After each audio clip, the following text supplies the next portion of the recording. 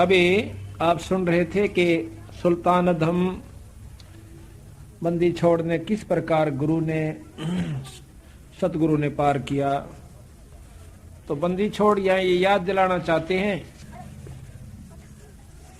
कि गुरु को अपना शिष्य कितना प्रिय होता है। माँ ने पुत्र बहुत प्यारा हो है, पिता ने पुत्र बहुत प्यारा हो है, लेकिन माँ को 100 गुना प्रिय है अपने, यानी पिता से माँ को पुत्र 100 गुना प्यारा होता है। उससे भी ज्यादा गुरु को अपना शिष्य प्यारा हो है, अगर कोई शिष्य हो तो इसलिए अपने हंस को निकालने की खातिर कितने दुख पाए, कोरडे खाए, बांदी बन गए, और हम नीच आत्मा फिर भी नहीं समझ पाते।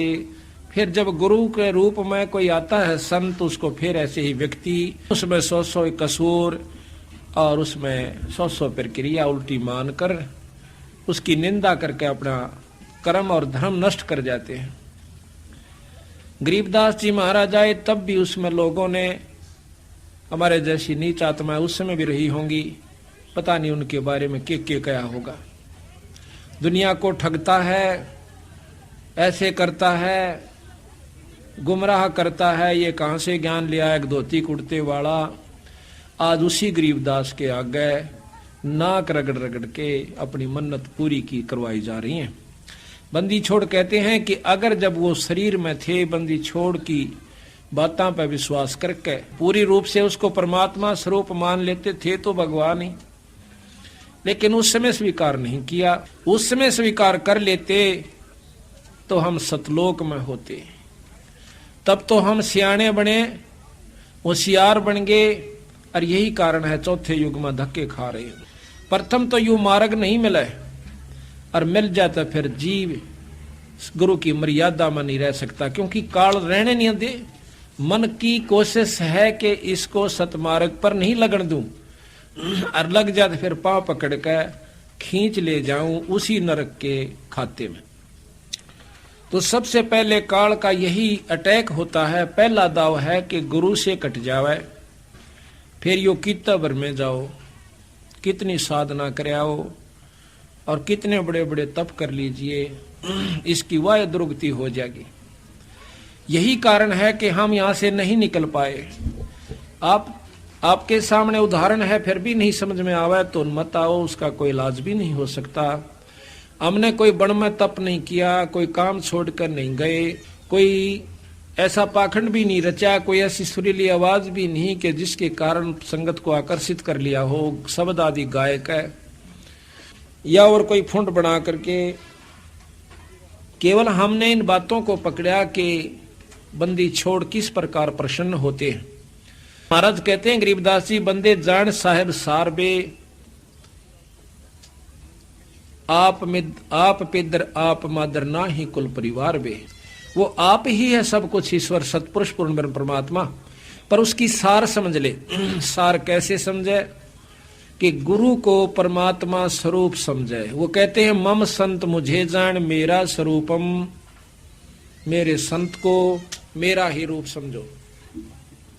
आज हम कबीर साहब को कहते हैं, आज मोहे दर्शन दियो जी कबीर, आज मोहे दर्शन दियो जी कबीर। और जब दर्शन दिए थे, जब इन्हों क्या करते तो जुलाया से दानक से यूं के जान से, जब दर्शन देगे 120 साल, जब तक हमने इनकी कदर नहीं करी, और जब ये परमात्मा चले गए, आज सब भेख कितने बड़े बड़े आपको संत मत के जो दिखाई देते हैं पंथ, वो बंदी छोड़ के ही मार्ग को लेकर चल रहे हैं, परंतु वो नाम नहीं है उनमें जो कि मुक्ति का है। बस यही गलती है।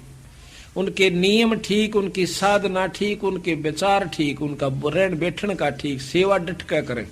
वाह बात सब, भाई खेती कितनी संभार लो, कितना है उसमें खाद गेर लो, बीज ठीक नहीं है तो उसका फल भी ठीक नहीं होगा। तो इसी प्रकार जब समय आता है, जब तो हम अपनी होशियारी बरत लेते हैं, गुरु की मानते नहीं, संत की नहीं मानते।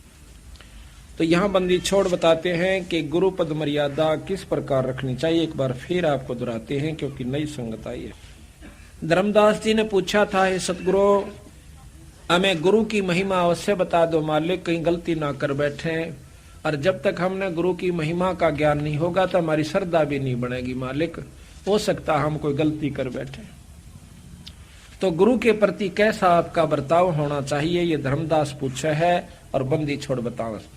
एक दिन और बताया था पर आज फिर बताएंगे, ये अति आवश्यक हो गया, क्योंकि खेल के नियम का ज्ञान होना चाहिए। खेल से सावधानी से थोड़ा ही लेवे, कितना बड़ा प्लेयर हो, थोड़ा सी सावधानी से फाउल हो जाएगा तो दूर बैठा दिया जाओगा, बैठा बैठा दुख पाओगा। धर्मदास बिन वह कर जो